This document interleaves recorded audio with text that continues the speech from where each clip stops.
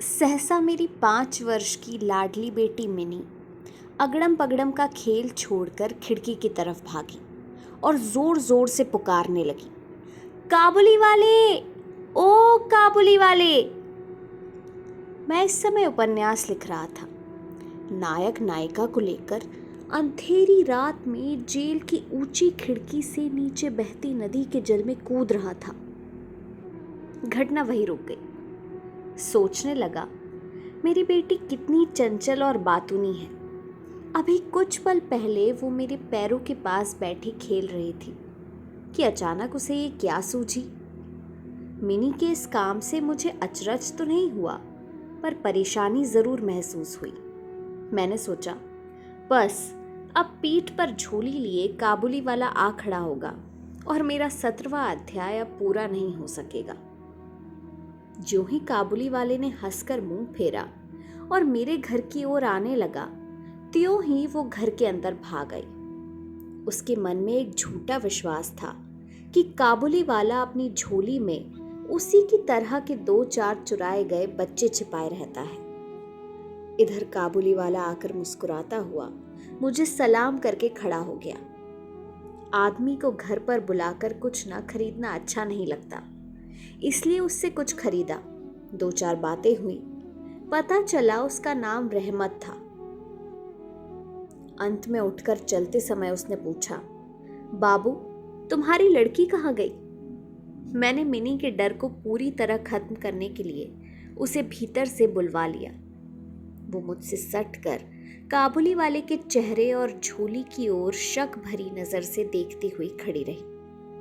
काबुली उसे झोली के अंदर से कुछ सूखे मेवे निकाल कर देने लगा, पर वो लेने को किसी तरह राजी नहीं हुई।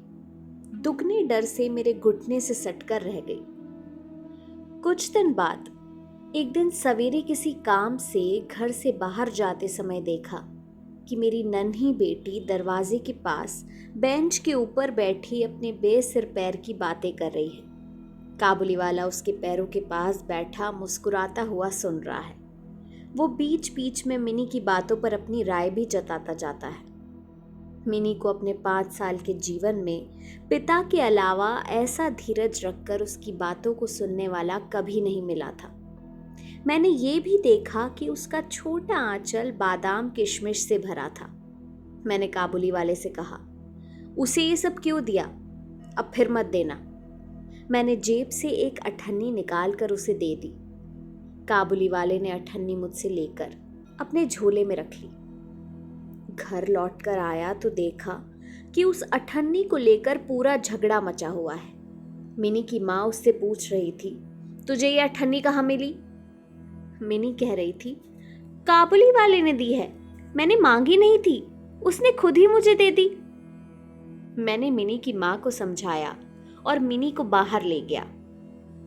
पता चला कि इस दौरान काबुली वाले ने लगभग रोज आकर मिनी को पिस्ता बादाम देकर उसके नन्हे दिल का विश्वास पा लिया है। वे आपस में दोस्त बन गए हैं। दोनों में कुछ बंधी हुई बातें और हंसी मजाक चलते। काबुली रहमत को देखते ही मेरी बेटी हंसते हुए पूछती, काबुली वाले, तुम्हारी झोली में क्या है?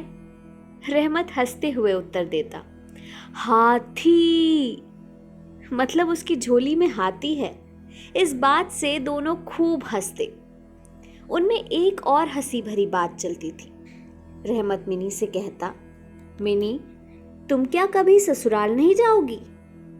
ससुराल का मतलब नहीं समझने के कारण मिनी उलट कर पूछती, तुम ससुराल जाओगे? रहमत ससुर के लिए खूब मोटा घूसा तान कर कहता, मैं ससुर को मारूंगा। ये सुनकर मिनी ससुर नाम के किसी अनजाने जीव की पिटी पिटाई हालत के बारे में सोचकर खूब हंसती। मुझ में देश विदेश घूमने की इच्छा है, लेकिन अपने कमरे से बाहर निकलते ही घबराहट होने लगती है। इसीलिए सुबह अपने कमरे में मेज के सामने बैठकर इस काबुली के साथ बातचीत करने से बाहर घूमने का काफी काम हो जाता है। वो टूटी फूटी बंगला में अपने देश की बातें कहता है और उसकी तस्वीर मेरी आंखों के सामने आ जाती है। लेकिन मिनी की माँ बहुत शक्की स्वभाव की महिला थी। रहमत काबुली वाले पर उन्हें भरोसा नहीं था। उन्होंने मुझसे बार बार उस पर खास तौर से नजर रखने के लिए प्रार्थना की। उनके शक को हंसकर उड़ा देने पर उन्होंने कई सवाल किए। क्या कभी किसी के बच्चे चोरी नहीं जाते? एक लंबे चौड़े काबुली के लिए एक छोटे से बच्चे को चुरा ले जाना क्या बिल्कुल नामुमकिन है? मुझे मानना पड़ा कि ये बातें नामुमकिन नहीं हैं, लेकिन मैं इस कारण भले मानस रहमत को घर आने से मना नहीं कर सकता था। हर वर्ष माघ के महीने के बीचों बीच रहमत अपने देश चला जाता। इस समय वह अपना सारा उधार रुपया वसूल करने में जुटा रहता, लेकिन फिर भी एक बार वो मिनी से जरूर मिल जाता। जिस दिन सुबह समय नहीं मिलता तो शाम को आ पहुंचता।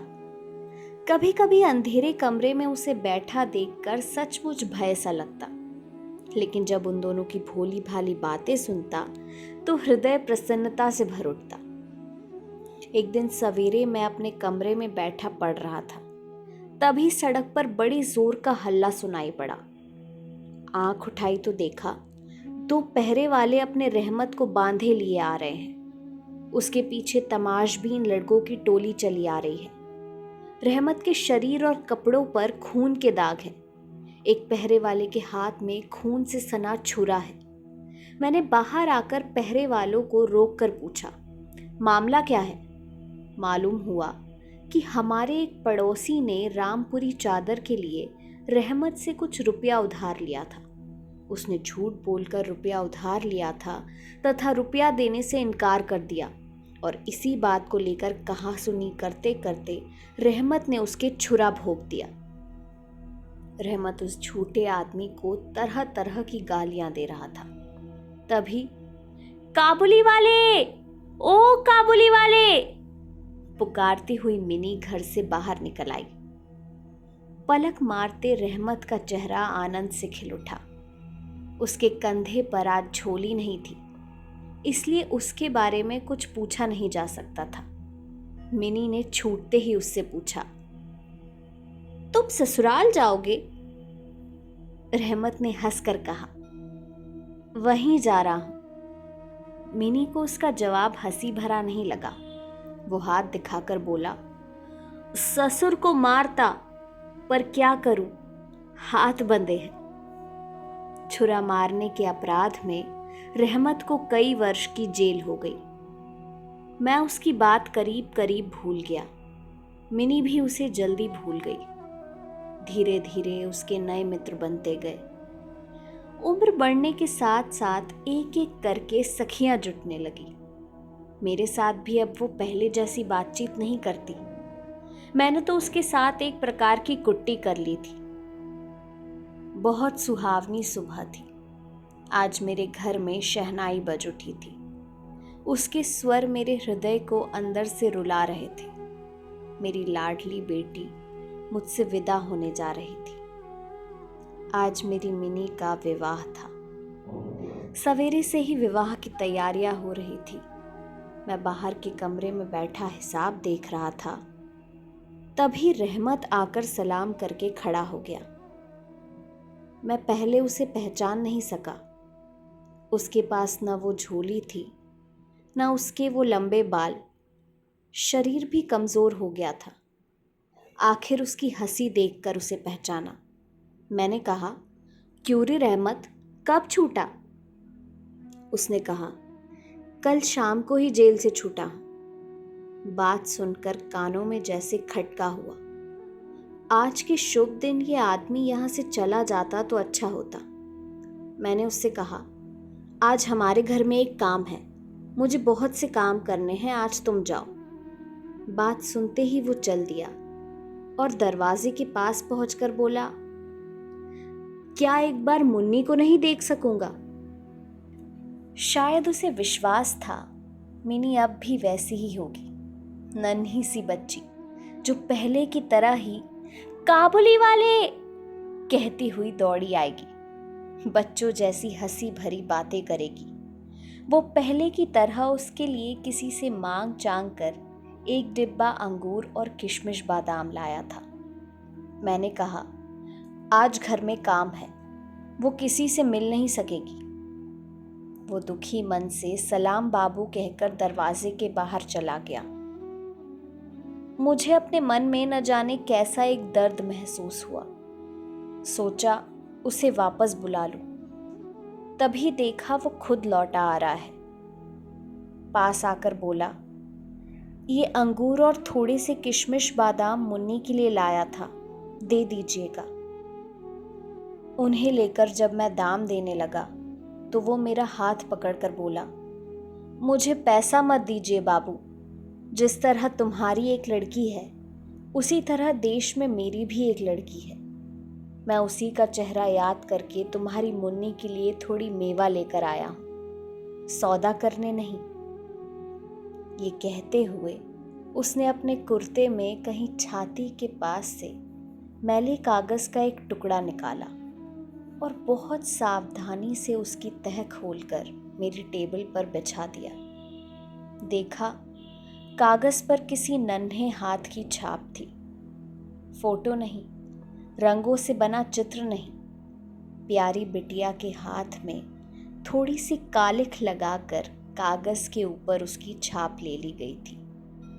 अपनी प्यारी बिटिया के हाथ की इसी यादगार को सीने से लगाए रहमत कलकत्ते की सड़कों पर मेवा बेचने आता, मानो सुंदर कोमल नन्ही बच्ची के हाथ की छुअन भर उसके हृदय में अमृत की धारा बहाती रहती।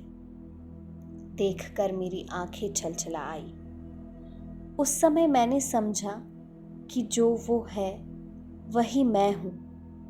वो भी पिता है, मैं भी पिता हूँ। मैंने उसी समय मिनी को भीतर से बुलवाया। शादी की लाल साड़ी पहने, माथे पर चंदन लगाए बहु वेश में मिनी लज्जा से मेरे पास आकर खड़ी हो गई। उसको देखकर काबुली वाला सकपका गया। अपनी पुरानी बातचीत नहीं जमा पाया। अंत में हंसकर बोला, मुन्नी तू ससुराल जाएगी? रहमत का प्रश्न सुनकर लज्जा से लाल होकर मिनी मुंह फेर कर खड़ी हो गई। मुझे काबुली वाले और मिनी की पहली भेंट याद हो आई और मैं कुछ दुखी हो उठा।